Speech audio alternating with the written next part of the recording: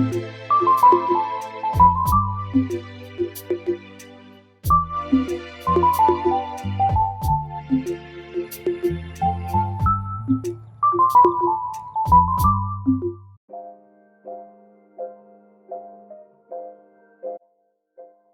love to witness creation, and I have a deep respect for creators who are bold and brave to not only manifest what was just an idea in their mind, but then to show it to the world and let it activate us. These people are really changing the world and teaching us how to tap into our own creative energy. I have someone here today who is a dear friend of mine and a powerful creator. He is an incredible example of transformation and mystery. I'm actually very curious to see how deep he's willing to go to reveal just how he came to be where he is. He is a talented photographer, rapper, and advocate for the arts. He won Best Photographer in Palm Beach County in 2019. He is one of my favorite people in the world and has truly been a positive influence in my life. And I'm just so excited to have him here. Welcome to Deep Talks. My name is Adeline, and today I have a very special guest on the Passionately Living series. This is Ethan Dangerwing, and I'm very, very pleased to have you here today. I'm glad to be here. I'm so excited. I really wanted to share the work and creations of Ethan because he has been a good friend for almost 10 years now, and I've watched your journey of what you've been producing, and it's been really, really cool to witness. So I wanted to share, because people see what you do, and you are kind of mysterious, so I feel like people want to make purpose. Yes, I know. So I feel like this is a real treat for everybody out there who can kind of get a little insight into who you are, maybe a little deep, or just a drop, just a little drop. And we can go as deep as you're willing to go. But I feel like we've had some great deep talks on our own, and I thought it'd be great to share that with everybody. Open it up to the world. That's right. That's right. Take it. So, all right. So before we get into what you're creating right now, let's talk about how it all started. Where are you from, and where are your roots? So I am from a unicorn myself. I'm from Boynton Beach. So born and raised in Boynton. You don't find many of those. I've been traversing between Boynton and Delray for the past 10 years, since you know me probably. I've went to, Boynton High is where I first started writing music, I should say. Okay. And what inspired you to start? I would love to give you a story of how I was the inspiration hit me, but it was really from my brother. Okay. He kind of forced me to write. Why? So back in the day, it was a few of us who thought we grew up listening to Hot Boys and Cash Money. We're like, yeah, let's try a hand in that. So the first group that we put together, it was called THB. I don't think I told you what that stood for. What does it stand for? So, do I need to censor it? No, it's so corny now. It stands for Trigger Happy Boys. Oh my gosh. Okay. And yeah, so that was the thing back then. Yeah, my brother, he did all the production. He mainly came up with the topics of the songs. We put on a beat. Mm-hmm. We're all sit in a room, pull out our pens and pads, and be at it for hours, recording in a horrible little home studio with a performance mic that was like $15. So yeah, it was looking back on that now, it was a humble beginning. How did you find your passion in the writing? So before I would write, like in the early stages, we would sit down and write music, and my brother, he was always really fast with coming up with his verses. And it would take me hours, and I would need like complete isolation from anything. Even the beat I couldn't listen to. Like I would listen to the beat, and then I would just leave the room. Wow. And that would piss my brother and my friend off because they wanted it to be this cohesive experience. And I'm like, I just can't form thoughts with so much stimulation. Is that something like common with rap, that it's written in a community like that? In that way, yes. In that way, yeah. Most definitely. Is that because they feed off of each other when they're writing? Totally. And it's not necessarily that they're feeding off what someone else is saying, because there isn't. No one's talking. They're just doing their thing. But there is an energy. I could admit that. There's an energy. But for me, it was more important to get I needed to be isolated. I needed to hear my own thoughts. I feel that. And I used to say I was so scholarly, like, because I would use these big words. And it was, like I said, the name of the group was Trigger Happy Boy. So it was rapping about ignorant stuff. Right. And I would come with all of these metaphors and six-syllable words. So I needed my silence to, hone that. But it wasn't until before it was a chore. It was my brother told me to do it. I had to do it because that's just what it is. He's my older brother.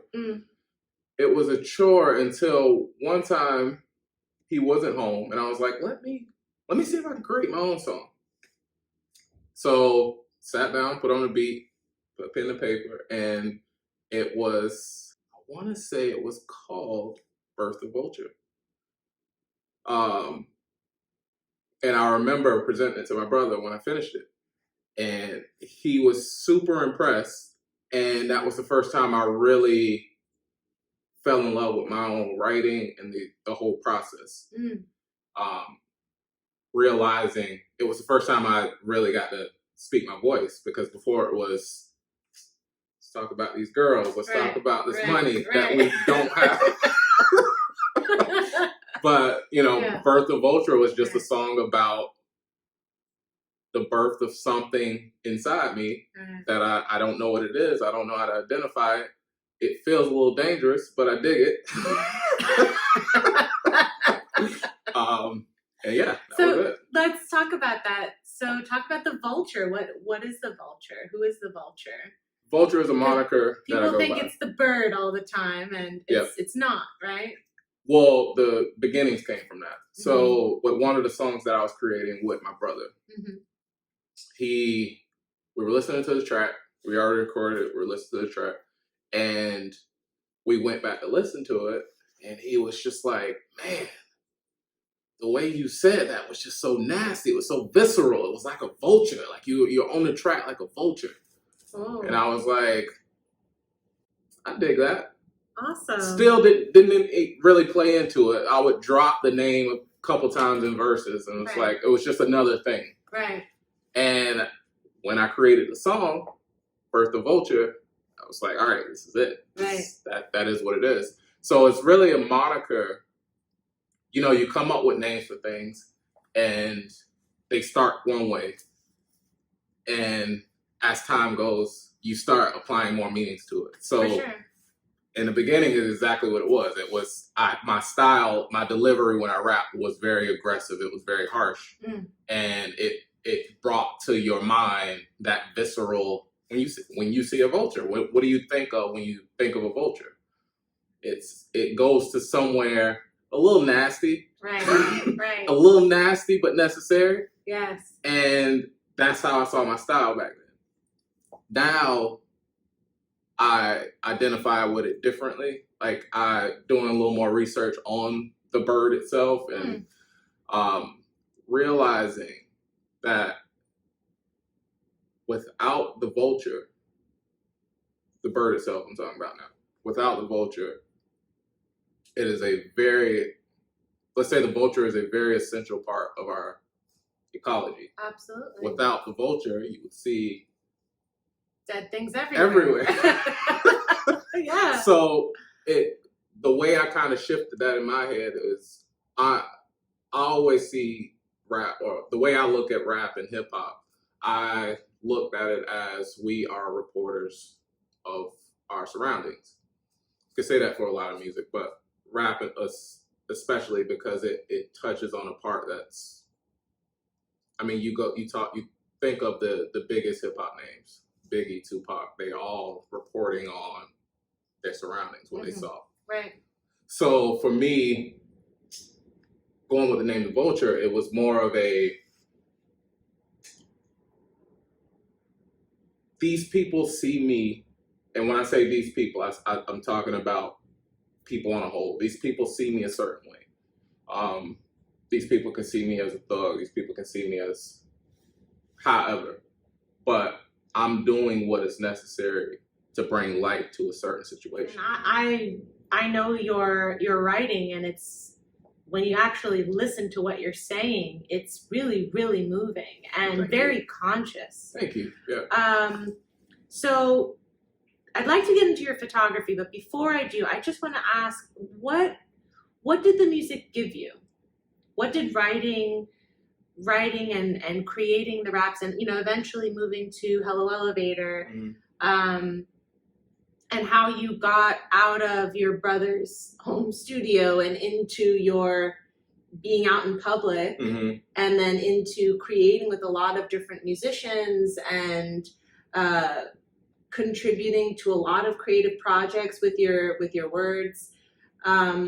What did that give you? Oh, by the way, if you ever want to listen to anything that Ethan has done, I will put the link below of Hello Elevator. And do you have any other links on that feature you? Music-wise? Yeah. In the works. In the works. Okay, cool. So whatever we have, I will definitely share in the comments so you can listen to what he does, because it's amazing. But I wanted to know how you got out, how the music took you out of that, because you were kind of an introvert, right? So the music actually got you out of the house and got you mixing your art with all kinds of people that you maybe weren't surrounded with before, when it was just you and the Trigger Happy Boys. I'm just now realizing that I'll put that out in the world. That's wonderful. It's great. We have to be authentic here. There's no need to hide it. We're going deep. Yeah, we're going deep. That's exactly right. Guess what I want to know is, what made you feel that your message now, or your gift now, needed to get out there? I would say... Or did it not? Maybe it was just... Oh, no, it definitely did. It did. It definitely did. I would say that for me, what the music gave me was an escape from reality. Even though that I'm speaking from my own reality, it was still, how people say, if you love something, set it free. Like it was that, this is how I'm feeling, let me put it to paper, let me put it to track, and now it exists as its own body. Right. So it gave me this escape it was therapy, basically. And it gave me confidence. Like I realized how good I was. And I don't say that to be cocky. Right. Hip hop is a very competitive genre. Very ego driven. Ego driven. Yeah. And that's still something even now that I'm dealing with the music. With the Trigger Happy Boys, what I forgot to mention was it was a group of people, like come community. Over, of course, and gave me a level of confidence that I could really do this, and I have something to say, because I felt like I had a lot to get out. For sure. So yeah, that's what it gave me, and so with that confidence. And let me preface this with, this all wasn't this happened and this happened and this happened. Chronological, yeah. It was definitely a slow process. Yeah. So it started with me, okay, I'm recording at home. I have a catalog of tracks. How are people listening to that? Like, what am I doing with my art? Like any emerging artist, like you have all this and you're so connected to it that you don't want it to be judged. Yes. So I didn't want that to be the case anymore. I wanted people to hear what I had to say because I felt like I was saying it for a reason.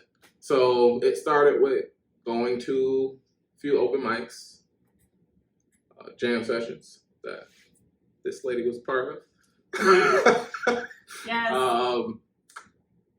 And really just one of the tactics that I did initially when I first started putting myself out there, because all I knew really was hip hop. So what I really wanted to do was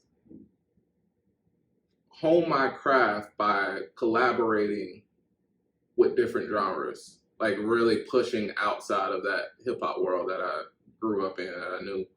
So I would just get tracks from bands. I would, at this point, reflecting on it, it was probably not a cool thing to do, but I would just like, say you did a song.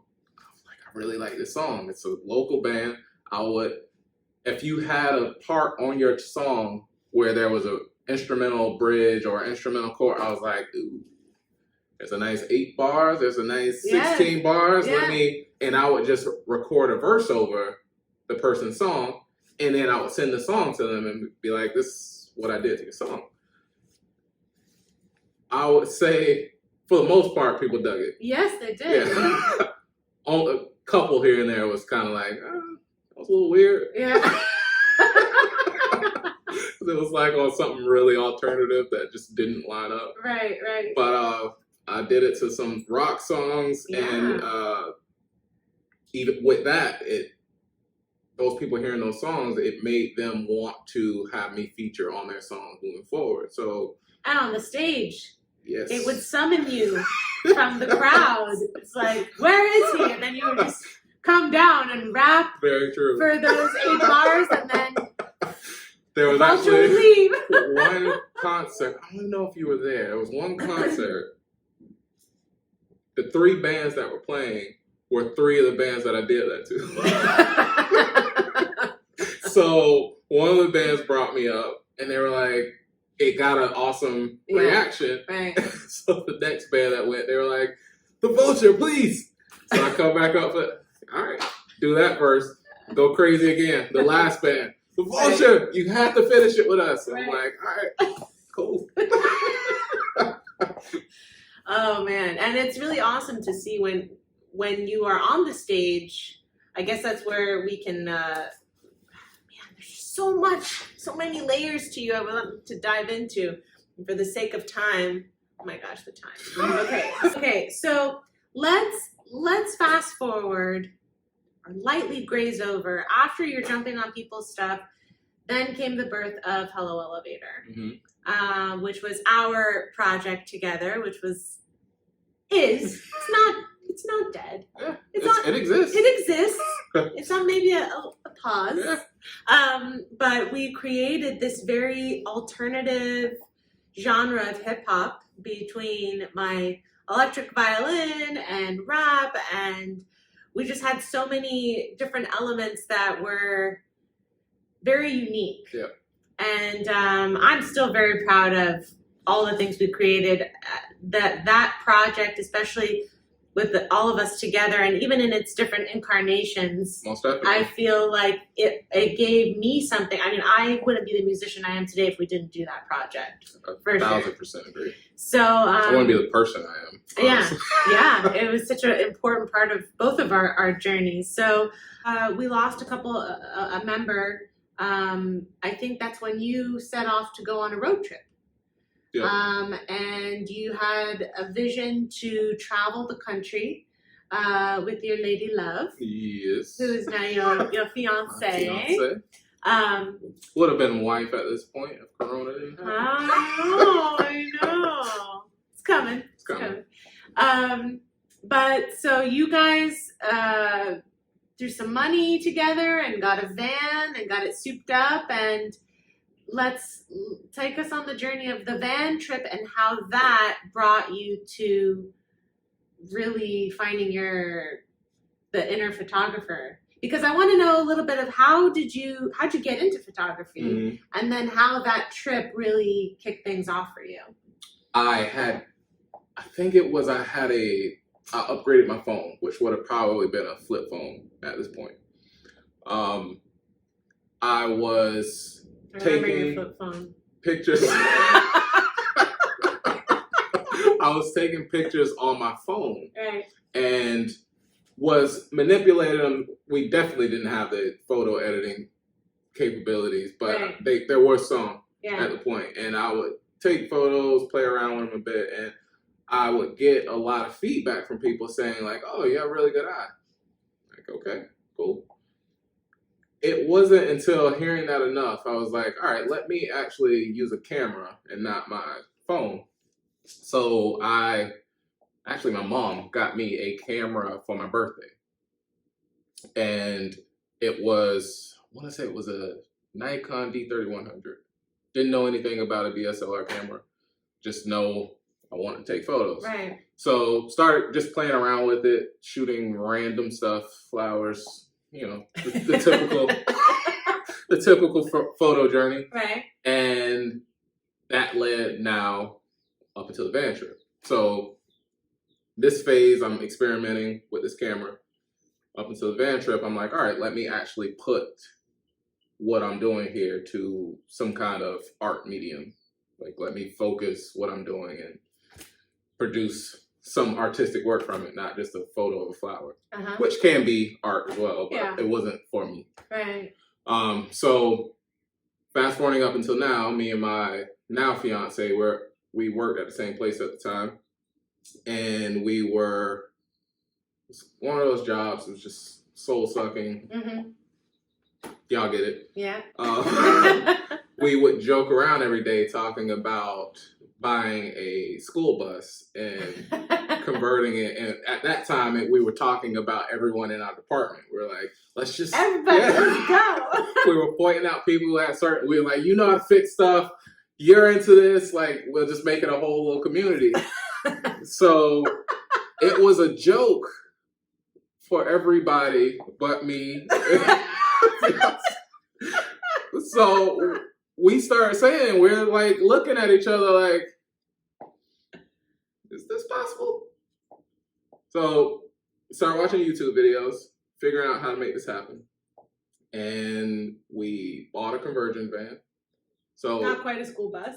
We had to downgrade that. We didn't need all that space since we didn't have a department. That's right.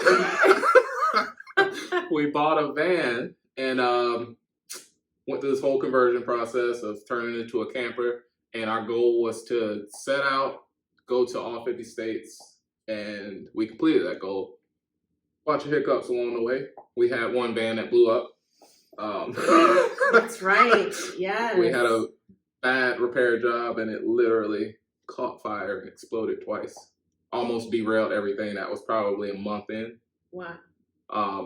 But we did not let that deter us. Came back or destroy your camera. So even when the van caught fire. Yeah. My fiance, it felt like a blowout. That's what it's like. All right, we just blew out a tire. No, we know now that was a bad brake job, but it felt like a blowout. She hops out and she's like, the tire is on fire. So like, what? So not even thinking about it, I hop out with my book bag, which had my camera and my laptop in it. So by the time I go around to the side of the van, the flames are already like close to the window. So I immediately tell her to get back. We just filled up the truck with a full tank of gas, which we now know may have saved us because the gas itself isn't flammable, it's the fumes. So if it was empty, it would have been worse. Wow. So I yell at her and I'm like, get back. I look back at the van. The flames are now over the roof. It went fast. And she's all hysterical. I'm like, in some weird, the first thing that popped in my head was take my camera out, take a photo of this because it looks awesome.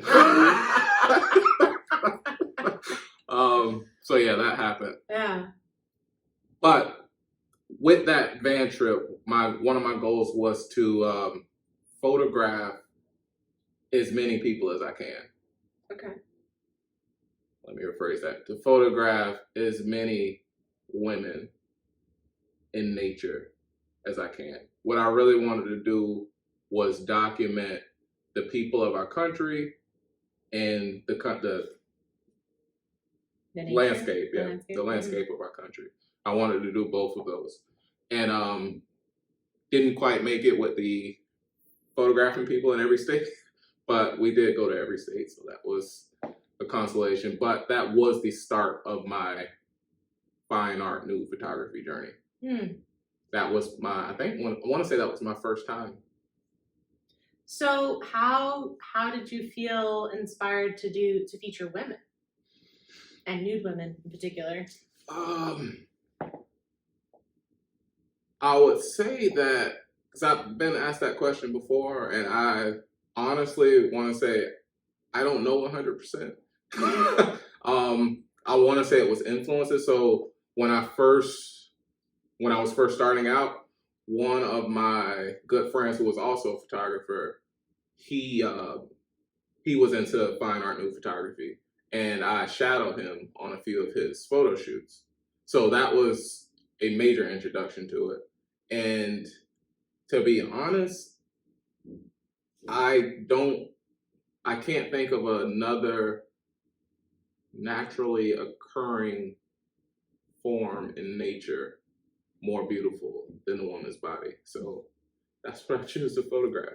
People say, why don't you photograph men? It's not that I don't see a man's body and think of this form of art. I just don't see it. So that's really interesting. There's something in the feminine energy that I feel like you capture that displays the range of all the expressions of feminine energy. So, and a lot of them, some of them are very powerful and they're very warrior-like, and then some are very fragile and delicate in that sense, because femininity is such a vast, our idea of what feminine is so limited in our world. But the actual energy of it is very vast, between having these very bold photos of women who, maybe some people would consider them to be a bit shocking, but when you really take a look at it, it's not even a shocking thing. And I never really had any exposure to fine art nude photography the way that I'm experiencing from seeing so much of your work. I did some art classes and some nude drawing, that type of things in the past, but this, I feel like you have an ability to capture something in women that I don't even know, at least even for me, seeing my own photo, I didn't even know I was able to give that off. And you were able to capture it and show it to me. And I feel like that was something that, I don't know if it's ever been told to you, but I feel like models who are seeking a good photographer look for that because they want someone to capture something that even they can't see. Yeah. And I think that's what makes a gifted photographer. That's awesome. Thank you. It's funny to hear that, because that's exactly what I seek out to do. Yeah. It's what I try to do is not necessarily me. I'm just there to show you what you are. You're the vessel. Yeah. You're the vessel of source working through you. Most definitely. Yeah. And so what I love to see, like you said, femininity it's a spectrum. And you're really connected to your own femininity, I think. Look at this. I think I mean, men being able to tap into their own feminine energy. We all have both. I would say so. I would explain it for myself as being more connected with my humanity. It's because I like you said, I feel like masculine energy and feminine energy, they flow through everybody. It's just how much is that shown in each individual. But with the empowerment thing, my main goal is to, once you get your photos back, it doesn't even have to be a client. It could just be, like you said, us having fun, just working on an art project. Right. When you see those photos, I want you, it's a certain look. It's a, there it is. I want that, how I see you empowered. And I'm not saying that from an egotistic, it's not about what I'm seeing or how I think you should be portrayed. Right. It's just,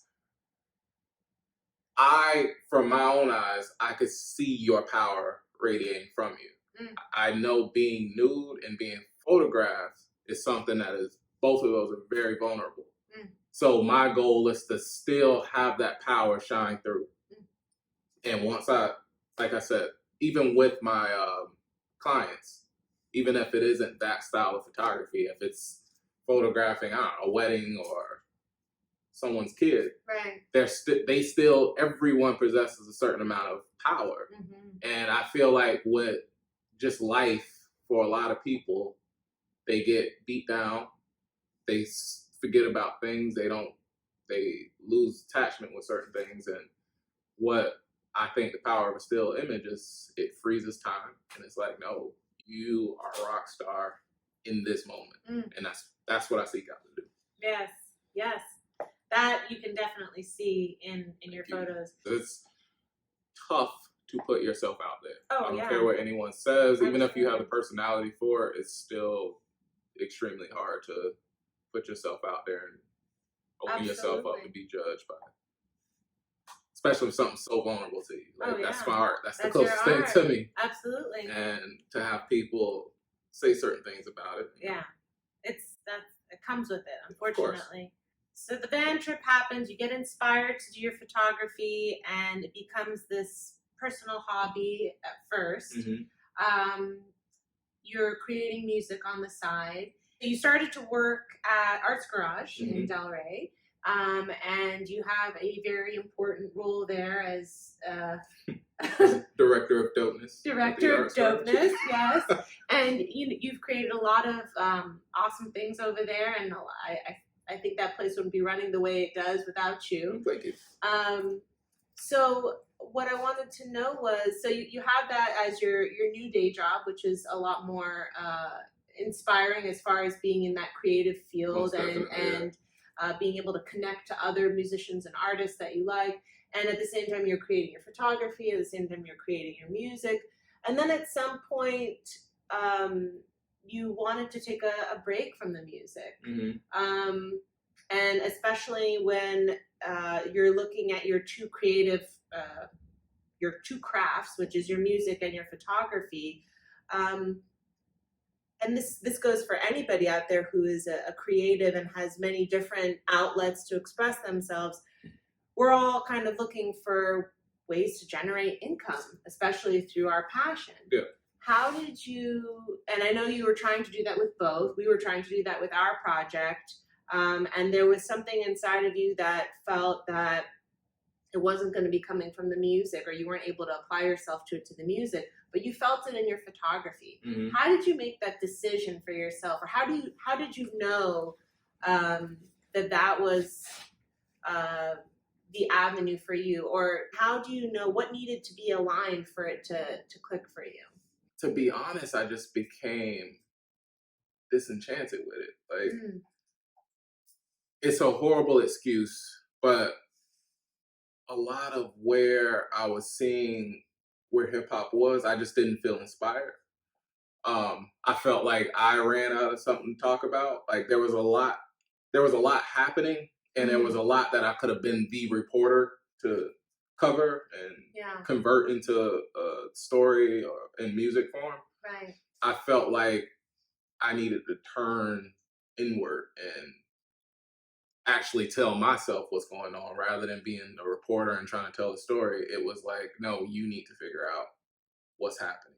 You need to sort through this. But with music, it started to feel like I was forcing it. Do you feel like music was or is the, I don't know what to call it, your outlet for your extrovertedness to express your creativity, and your photography is more of your introverted way to express yourself? Because I know that when you rap or when you write and then speak the words, uh, there is a satisfaction in expressing the music when it is received. Mm-hmm.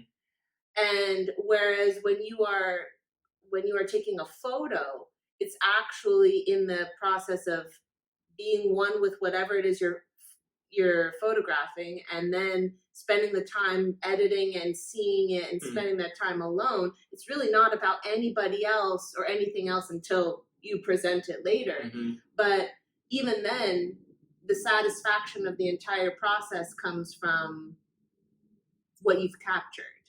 It's Is that definitely accurate? I would definitely say that's accurate. I haven't heard it explained that way, and I haven't thought about it that way, but I definitely say It there's just kind merit of came to to me now because I know that the Vulture, when he's on stage, has this, you have this presence that's there.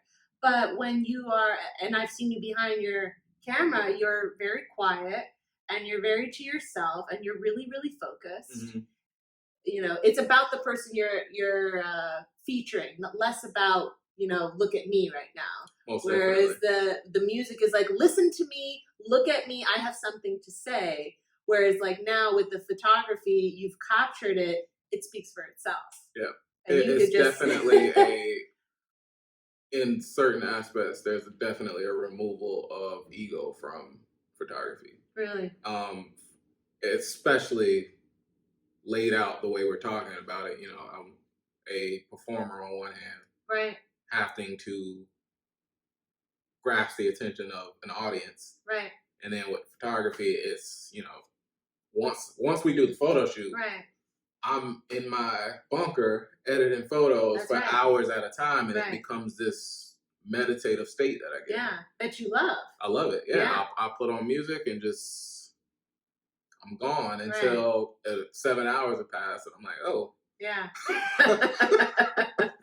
Yeah. But I have this beautiful work to present to people, and right. it's meditative for me. Yeah. Yeah. Very cool. Now you were last year you were awarded best photographer in Palm Beach. Yeah. That was unexpected. 2019. Amazing. And this year you also got nominated. Yeah. 2020. Didn't take it. I didn't take the first place, but yeah. Still in the cool. top 3? Yep. That's three. awesome. Moving it in a more versatile way. You know, you're doing weddings and advertising. I used to always say when I was first starting out with photography, I don't want to photograph no kids. Right. I don't want to photograph no wedding. I just want to create art. Right. And it wasn't up until recently, last year, I launched my business, Dangerwing Photography, and it wasn't up until recent where I was like, oh no, there's still a huge aspect of my artistic expression in photographing a kid, in photographing a wedding, and why not create my own business out of it? So I think your best boss is yourself. And that's what I seeked out to do. Right. So what you call your the nude fine art photography is under Vulturesimage. Correct. Yep. And then Dangerwing Photography that's my business. Yeah. Is the business doing all versatile photography. Specializing in portraits. Cool. Capturing the beauty in every person. Yeah. And the power. Yes.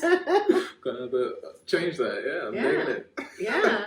So what's up for you in 2020? What are you trying to create? I am trying to create, I would guess the main thing would be a sense of community, and not necessarily a physical community, because that's alive and popping here. I'm trying to create that feeling of community. That feeling of togetherness. And I know that sounds abstract, but the way that I'm trying to make that happen is being a part of projects that involve people from many different communities. So bringing people together who would have never met each other before. Okay. I'm trying to show certain communities the face of another community that they would have never seen before. So there's a lot of projects like that. I'm trying to show a realization that we aren't different. How similar we are, and the feeling of you are my sister, you are my brother, and we all here together. Are you doing this through your photography? Correct. Okay. There's certain projects that I have lined up that I don't. I'm the type of artist I don't want to speak about it too much until it's in it's understood. It's still brewing, yeah. Yeah, but for the most part, it's going to be about creating a sense of unity. Correct.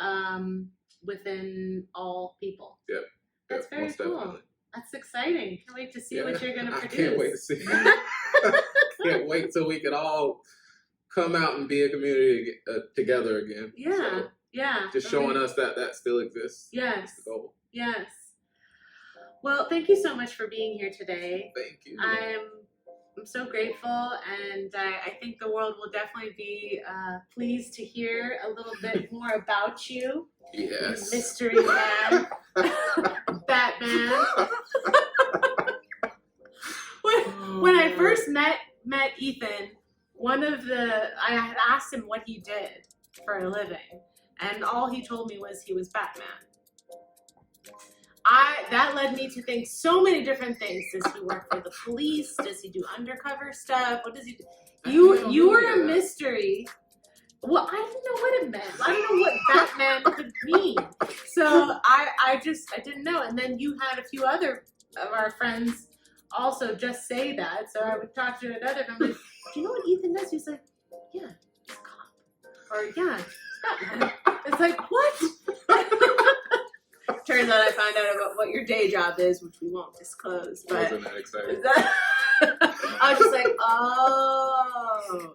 I appreciated the mystery for as long as it lasted. So thank you all for watching. This is the Passionately Living series, and we've just shared a passionately living human being here today. You're definitely going to be back, and we're going to do this again. Can't wait to be have back. Some more deep talks about some music and other subjects that we can't stop talking about. So thank you all for watching. I really appreciate you out there. Please make sure to hit subscribe, give a thumbs up, and share this video with a couple people that you know. It means a lot, and I will continue to produce more of this out there, having some deep talks with really awesome people. Until next time, my name is Adeline. Thanks for watching Deep Talks.